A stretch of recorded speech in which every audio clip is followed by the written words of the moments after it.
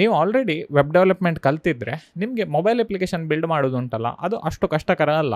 ಮೊದಲು ಕಷ್ಟಕರ ಆಗ್ತಿತ್ತು, ಎಂತಕಂದರೆ ನೀವು ಜಾವಾ ಅಥವಾ ಕೋಟ್ಲಿನ್ ಮತ್ತು ಸ್ವಿಫ್ಟ್ ಇಂಥ ಹಲವಾರು ರೀತಿಯ ಲ್ಯಾಂಗ್ವೇಜಸ್ಗಳನ್ನು ಕಲಿಬೇಕಿತ್ತು.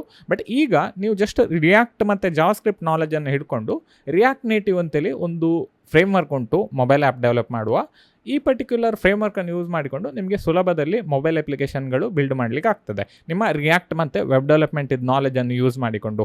ಇದು ಕೋಡ್ ಮಾಡಲಿಕ್ಕೆ ತುಂಬ ಖುಷಿ ಆಗ್ತದೆ. ಎಂತಕ್ಕಂತ ಹೇಳಿದರೆ, ನೀವು ವೆಬ್ ಡೆವಲಪ್ಮೆಂಟ್ ಮಾಡುವಾಗ ಡಿವ್ ಯಾವ ರೀತಿ ಹಾಕ್ತೀರಿ, ಅದೇ ರೀತಿ ರಿಯಾಕ್ಟ್ ನೇಟಿವಲ್ಲಿ ವಿವ್ ಅಂತೇಳಿ ಒಂದು ಟ್ಯಾಗ್ ಉಂಟು, ಆ ಟ್ಯಾಗನ್ನು ಯೂಸ್ ಮಾಡೋದು. ಮತ್ತು ಪಿ ಟ್ಯಾಗ್ H1 H2 ಎಲ್ಲ ಉಂಟಲ್ಲ, ಇದರ ಬದಲು ನೀವು ಟೆಕ್ಸ್ಟ್ ಅಂತೇಳಿ ಒಂದು ಟ್ಯಾಗ್ ಉಂಟು, ಈ ಟ್ಯಾಗನ್ನು ಯೂಸ್ ಮಾಡಿಕೊಂಡು ನಿಮಗೆ ಕೋಡ್ ಮಾಡಲಿಕ್ಕೆ ಆಗ್ತದೆ.